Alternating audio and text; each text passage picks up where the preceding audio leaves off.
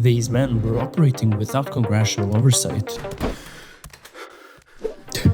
They were tasked with covering up and controlling the narrative regarding the alien presence on our planet. What are you doing here? I was about to ask you the same thing. Do you have his location? In today's video, I'll be talking about... Come on, work. In today's video, I'll be talking about the shadow government organization called the MAJESTIC 12. He's over here!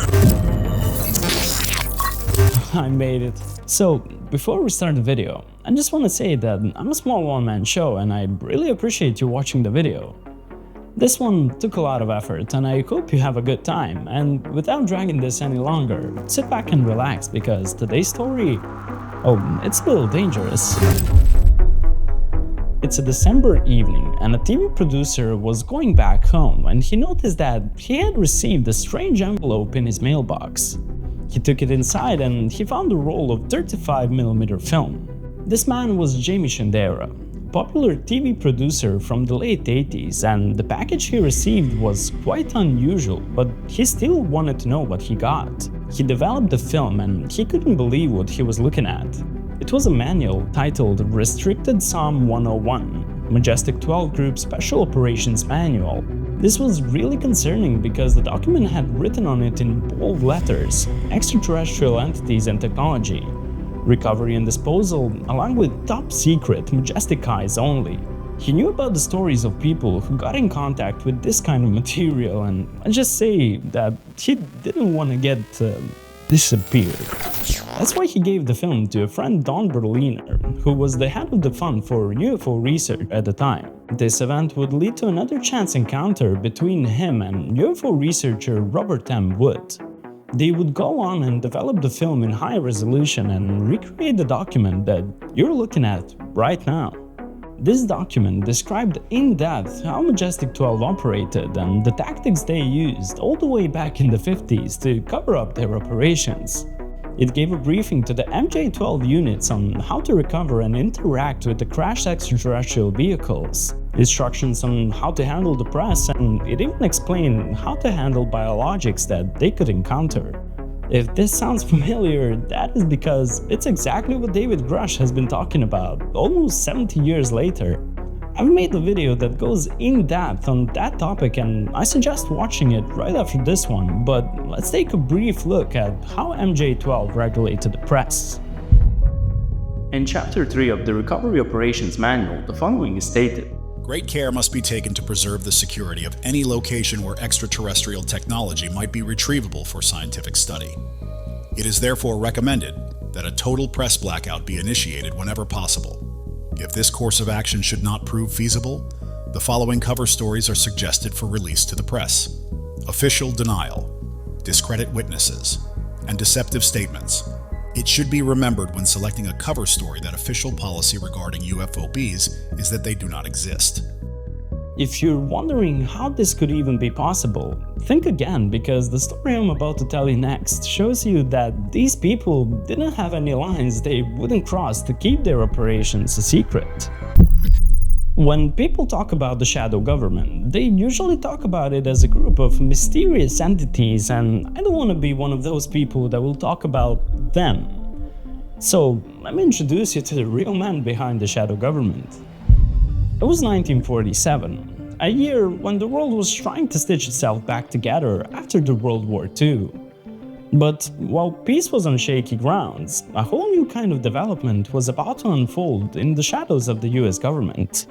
After the Roswell UFO crash in 1947, President Harry S. Truman classified this matter as an ultimate secret, and the technology these craft held more dangerous than even the atomic weapons, and anyone endangering this objective was to be dealt with in any way necessary.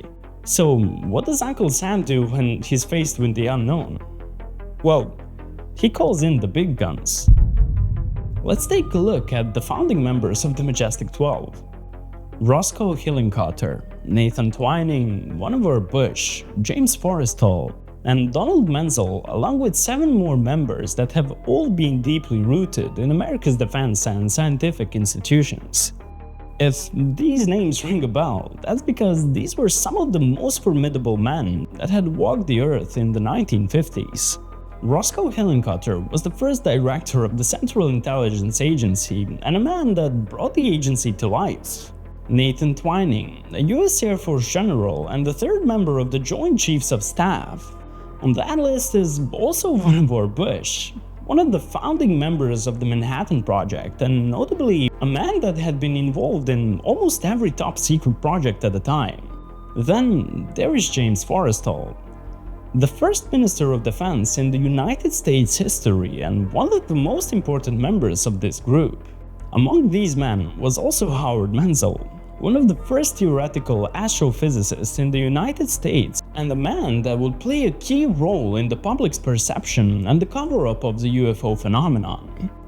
These men weren't just gathering for the sake of it. They were tasked with forming specialized groups focused on critical tasks regarding the containment of the information spread on the UFO sightings. They were men with a mission, but you must be asking, what mission exactly? Well, recovery operations, reverse engineering, maintaining the cover-up, public perception, and intel gathering. If the document I showed you at the beginning of this video is anything to go by, and I do believe it is, these men were exceptional at doing their jobs, and maybe even a little too good. But if we don't know who leaked it to that TV producer in the 80s, can we ever really know if it is legitimate? Well, to answer that question, I have to get back to one of the founding members of the MAJESTIC 12, and that is Howard Menzel. In the 1950s, Dr. Howard Menzel was leading American astronomy and astrophysics with his groundbreaking research on the physical properties of stars, Mars, and nebulae. Yet, he was equally known for his unlogical skepticism towards the existence of alien life, dismissing UFO sightings with a stance that many found excessively dismissive. This strong public stance make his listed involvement in the Special Operations Manual of MAJESTIC 12 one of the strangest aspects of this document. This, however, drastically changes when we look deeper into Menzel's less public side of life.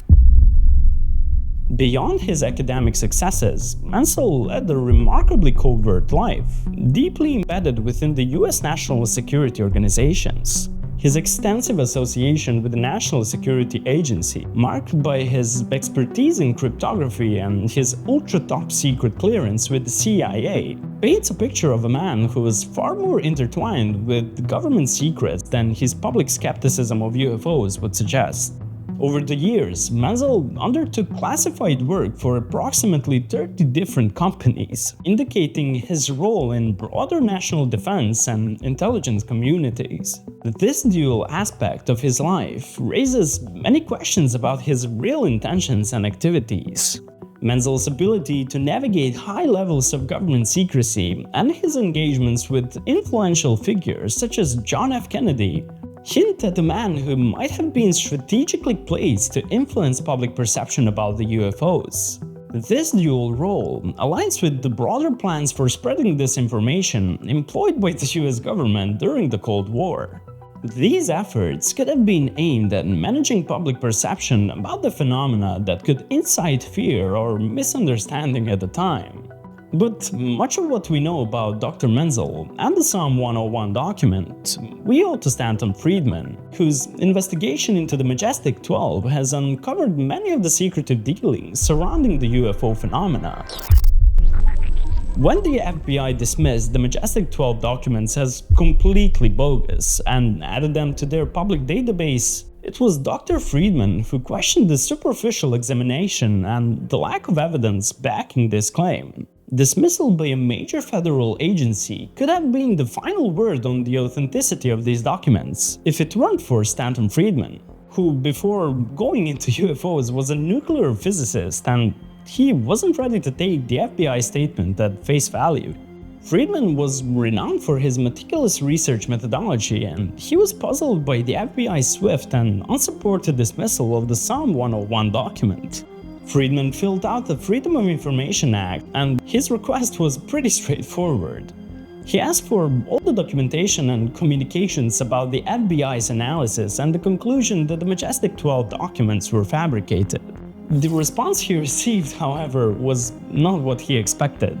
The FBI replied that they could find no records concerning the analysis or evaluation process that led to their public denunciation of the documents as bogus. This absence of any documented evidence or detailed analysis raised significant red flags for Friedman. In the world of governmental operations, particularly within an organization as structured as the FBI, the lack of a paper trail for such a significant and public conclusion was highly unusual and suggested that something wasn't quite right. Friedman's suspicions were further fueled by how the FBI had interacted with other governmental bodies regarding the MAJESTIC 12 documents. Okay, he sent me a copy of that letter in which Colonel Weaver goes on and on about everybody knows these documents are bogus. And he sent him along a copy with the word handwritten bogus in big letters on each page. So I filed a Freedom of Information Act request with that office saying I'd like copies of all memos, letters, all this sort of thing. There's a whole list of things you have to say if you want to cover everything. That led to that conclusion. Response to my request was, we have nothing in response to your request. His investigations revealed that the dismissal might have been influenced by an external consultation, particularly the input from Colonel Richard Weaver, who had authored the Air Force's report on the Roswell UFO incident. Weaver had openly stated, without any substantial proof, that the documents were completely fabricated. The FBI, without conducting its own investigation, seemed to have Weaver's statement as the sole basis of their dismissal. This troubling lack of paper trail suggested that the FBI's dismissal might have been influenced by a desire to quickly close a subject that was quite sensitive. I mean, it's not like the documents they were supposed to analyze talked about exactly those procedures. If the existence of a shadow group within our government isn't screaming red flags at you already, then the example of how they operate when one of their members isn't exactly acting as they have outlined shows you that not even people from their own ranks could outrun the organization's rules. One of the first in a line of people to be silenced was one of the founding members of the MJ-12 group. The man I'm talking about is James Forrestal. Admiral Forrestal was a man that President Harry S. Truman tasked himself with creating the MJ-12 along with Hillenkotter and Dr. Bush. Admiral James Forrestal was also the man who organized an expedition to Antarctica led by Admiral Byrd. I have a full video going in depth regarding this expedition, and if you'd like to have all the details, I'll leave a link to it on the end screen of this video. But in short, during his expedition to the South Pole, Admiral E. Byrd came in contact with an alien race inhabiting the Earth, and they had warned him of the dangers of the atomic weapons, and that their involvement had to become inevitable.